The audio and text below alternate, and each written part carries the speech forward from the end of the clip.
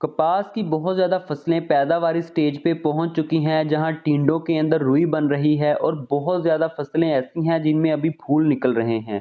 दोनों ही स्टेज में बारिशें हो रही हैं और फसल को काफ़ी ज़्यादा नुकसान हो रहा है कीड़ों की वजह से, जिनमें सफ़ेद मक्खी, सुंडियां, थ्रिप्स शामिल हैं, फसल को नुकसान दे रहे हैं।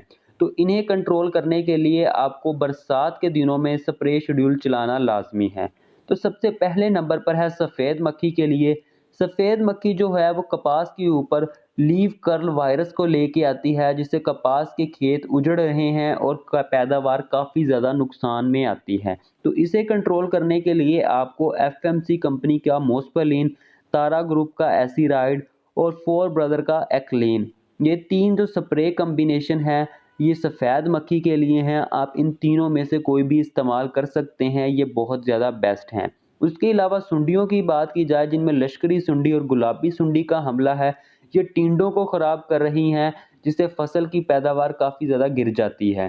तो इसके लिए आप एफएमसी कंपनी के दो प्रोडक्ट्स हैं, जिनमें कोराजन है और ऑर्थीन है, इसका इस्तेमाल कर सकते हैं। लेकिन अगर आपकी फसल ग्लाइफोसेट फ्री है तो आप एमामेक्टिन बेंजोएट का भी इस्तेमाल कर सकते हैं। ये ख़ास तौर पर लश्करी सुंडी के लिए बनाया गया है। उसके अलावा बात की जाए ऐसे कम्बिनेशन की जो सफ़ेद मक्खी को भी कंट्रोल करता हो, सुंडियों को भी कंट्रोल करता हो और थ्रिप्स को भी कंट्रोल करता हो, तो उसके लिए आप बाइफेंथ्रीन टाल स्टार का इस्तेमाल कर सकते हैं। उसके अलावा अली अकबर का एसीटेट और तीसरे नंबर पर है फोर ब्रदर का एक्पावर। इन तीनों के अंदर सुंडियां, सफ़ेद मक्खी और थ्रिप्स आते हैं।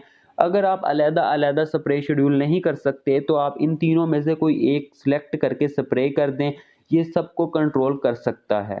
उसके अलावा कपास की फसल के ऊपर आप बेहतर पैदावार लेने के लिए कैन गवारा खाद का इस्तेमाल कर सकते हैं, कैल्शियम अमोनियम नाइट्रेट। अब कपास की फसल इस स्टेज पे आ चुकी है कि उसे गवारा खाद डाली जाए, तो उसका भी छट्टा दें ताकि पैदावार में बढ़ोतरी आ सके।